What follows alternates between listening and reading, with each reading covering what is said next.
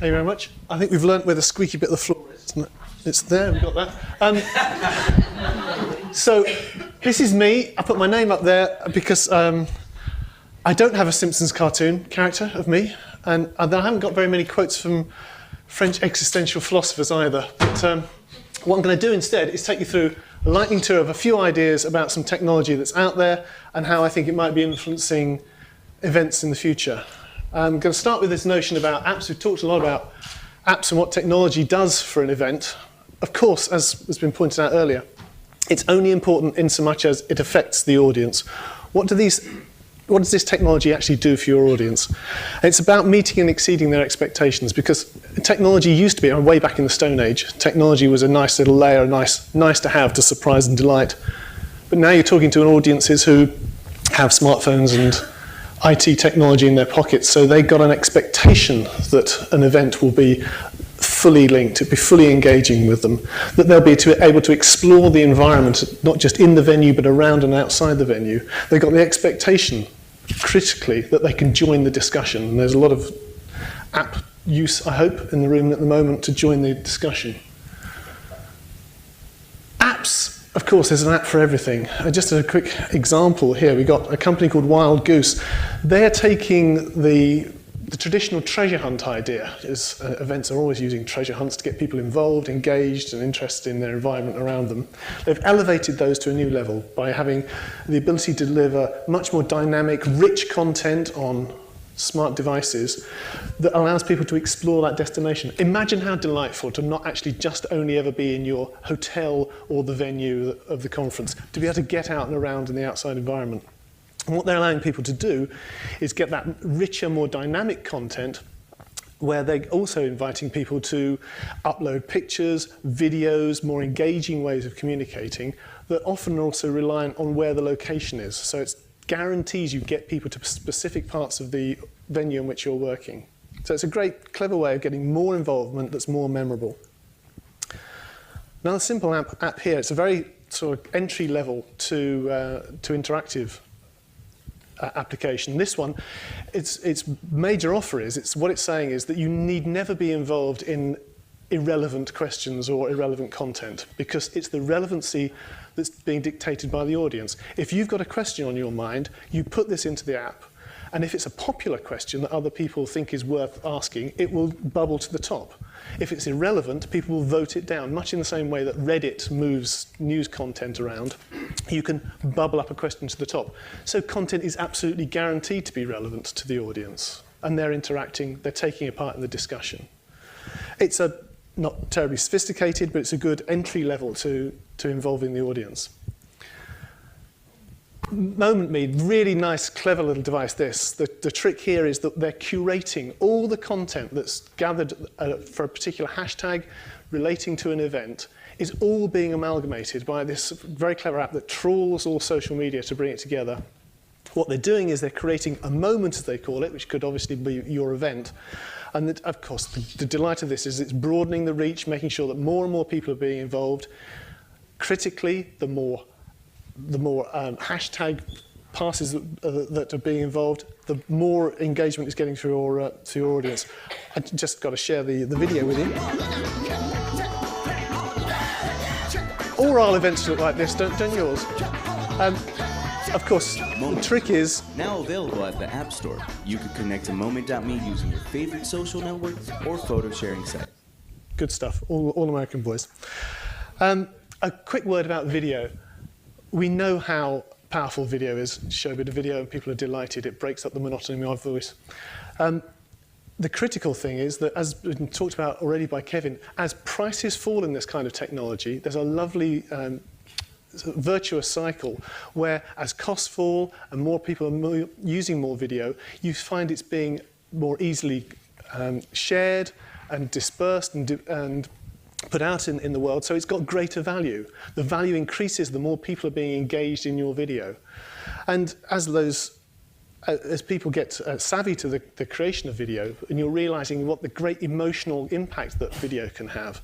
As Kevin was talking about, is that we can touch emotions. That's what we need to get to in order to make an event really successful. Just to show an example where you don't have to be creating very expensive video, this is a company, some friends of ours called the Edge Picture Company. They were tasked with creating a corporate video at a really pretty low budget. What they realized, well, they took the power of the fact that all of us have a video camera in our pockets. We carry around a smart device. So they got people around the world, user-generated content. They were sending in their videos, and they were amalgamated into this terrific little video piece. The trick was that really clever creative direction of that ensured that it kind of celebrated the diversity of the audience, but made sure that there was a consistency of content. So when you asked everybody to say thank you at the end of the video, they could edit that together in a really emotional piece. Slap a great piece of music on it, really effective piece, but at quite a low cost. Right at the end, sorry, my point there for an event industry is that you really can take user-generated content, cleverly amalgamate that, and make emotionally powerful communication pieces. Moving slightly further up the spectrum of budget here, projection mapping. We've all got quite used to the idea of 3D projection mapping. In fact, there's a bit of a cliche to be seeing images like this, where what's going on is understanding what the building in front of you, how that's made up, so you can put dynamic video content in that even looks like it's actually interacting directly with the fabric of the architecture. A bit of a cliche now. We've seen a lot of that. But I think there's still a great deal of power to be extracted from the idea that you know exactly where a pixel of video is going to land on the surface of the image it's being put to. It can be exploited in a really clever way. I'm about to show you a really magical piece of video where what they've exploited is the notion that you not only know where the video is going to fall, but you can also then synchronize that with the movement of the projection surface it's being allied to. What I'm going to show you, there are no post-production effects. It's all done as an in-camera piece. So I'll just share this with you for a moment.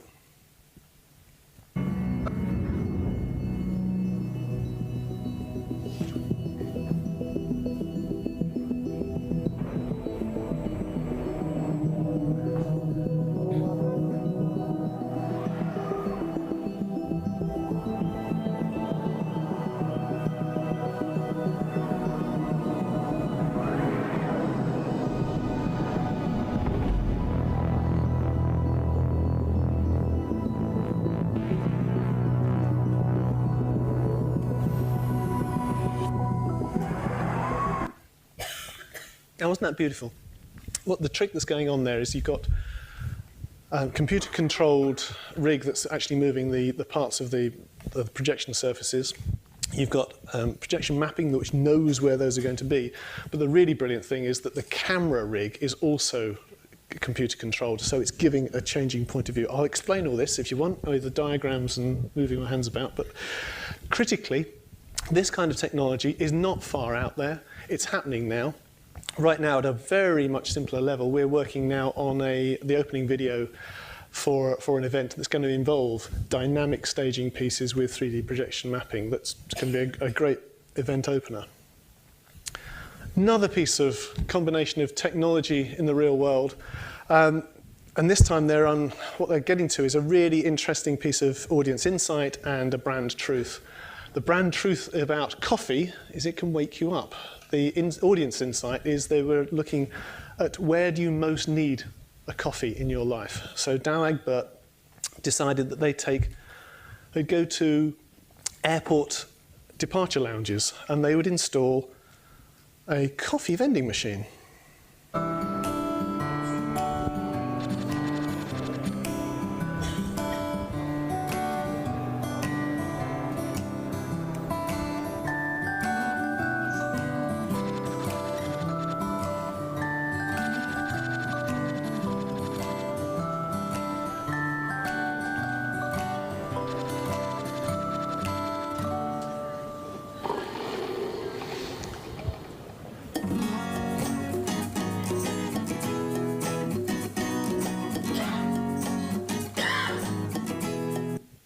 Brilliantly clever. So what they've done is they've interrupted the mundane atmosphere of an airport. They've elevated that experience and given you something magical and memorable through harnessing a piece of technology. that same kind of interruption, I caught somebody yawning, corner of my eye. Give them a coffee in a minute. It was you. Interrupting the everyday and mundane location. Here it's, again, revealing a really good truth about a product through an interaction. This time it's Samsung. They had a phone that could use eye tracking to control it. So in a brilliantly simple premise, they got people to stare at a phone. If they could stare at a phone for 60 minutes, they won a phone. Brilliant interaction. They did this in train stations around Europe and created these fantastic bits of video that obviously made for great viral information. And what's going on is that somebody's trying to stare at this thing while all the time people are trying to interrupt them. So there were clowns, there were dancing girls, marching bands. Brilliantly clever. The trick is, why I'm talking to this to you guys, is thinking, are there ways that we can think of to use technology to make sure that our audience is concentrating on the thing that we want them to concentrate on? There's got to be ways of thinking about that. Whole other idea I want to bring to you now, a trend that's out there at the moment, I think is very important to us, is a way of making sure that the essentially digital experiences can be brought back to the more human, tactile qualities that we all know and understand really well. So this is another little video I want to show you, which hopefully is self-explanatory. The office turntable. It works with a specially developed smartphone device. It's easy to use, and it's for all types of smartphone. No downloading, no fuss. Just analog fun with a digital device.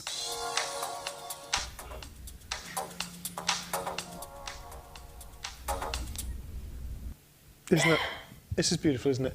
So they've elevated the kind of most mundane and old school bits of technology. There's a bit of direct mail there. There's an old-fashioned record. But it's breaking those things incredibly memorable. Oh, and it's also just library music is what they're promoting there. Nothing duller than library music. They've brought it back to something that feels tactile and memorable and really emotional experience. Think about how you might be able to do those kinds of things in events. That's what people remember, things that touch them.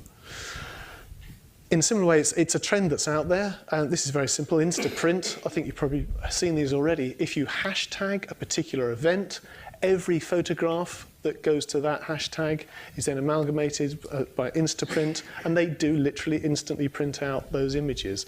It's in a kind of old-fashioned, old-school Polaroid fashion. People love them. Taking them away with them as this memorable tactile element. Of course, what it does is it encourages more people to take photographs, so more people are promoting the hashtag of that event. It makes a bigger event. It expands the message that you're trying to give. And it's all about making something feel tactile and real. It can then spin back again because, of course, then it becomes a digital piece because the whole thing's there forever to people to enjoy digitally. And the software also, it can, as Kevin was saying, if you can't measure it, it's not worth doing.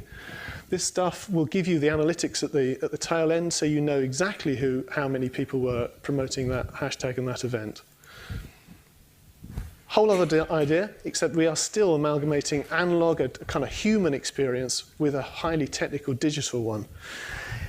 Before I play you, just to see what's going on here, Coke has taken what is essentially video conferencing technology and given it a really human edge that means that you're connecting people in a big way. And in this case, India and Pakistan.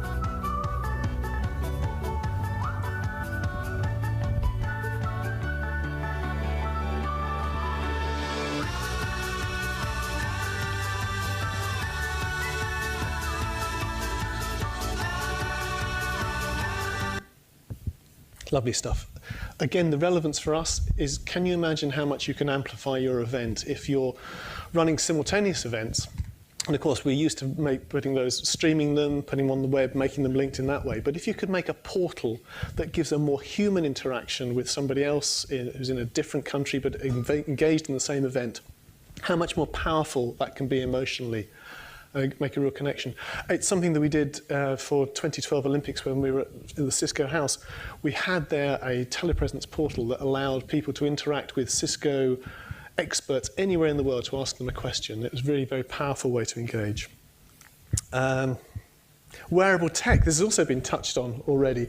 It's a consumer trend that's out there already.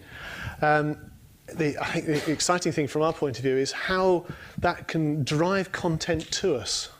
Well, you imagine you've got this technology that allows you to be in control of your environment, your entertainment, even your health, and how close you feel to that technology now. The expectation is raised that you can be remote controlling your life, essentially. And it means that any space can become a seamless digital landscape.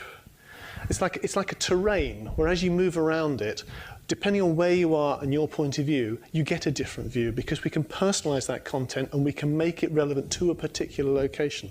I'll come back to that in a moment. First of all, cute bit of wearable tech.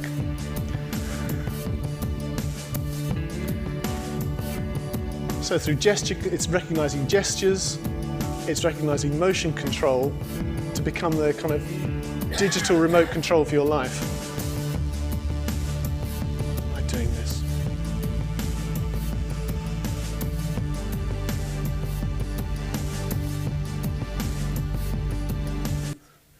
Okay, at this stage it seems to be able to teach a guide just how to chop up chicken, but other than that, it's clearly a really good device. Here's another kind of one of the most visible types of wearable technology that's been hyped out there at the moment. Bizarrely, this evening, a lady said, "Are you wearing Google Glasses?" when she was talking to me. Where's she gone? Is she hiding in shame? I haven't seen them around. They're not exactly mainstream yet, but it's a fascinating piece of technology that's got a lot going for it.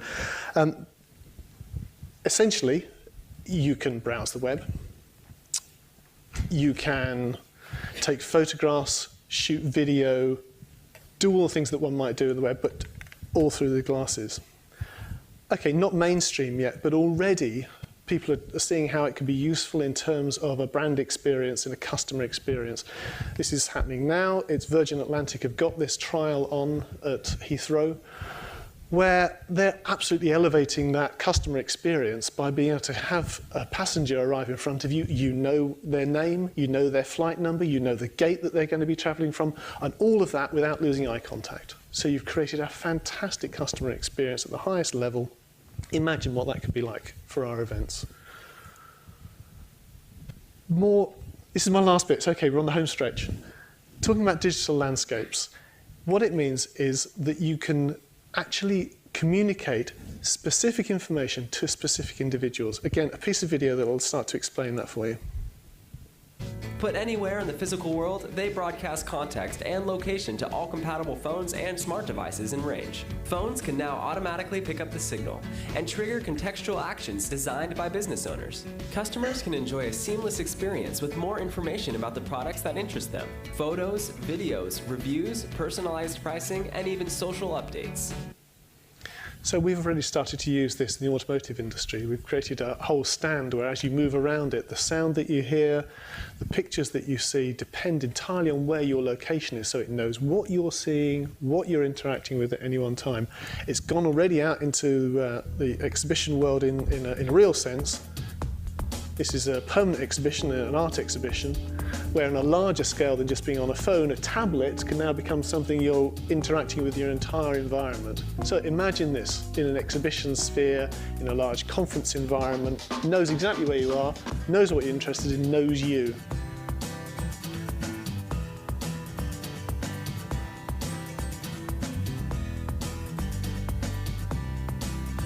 End of.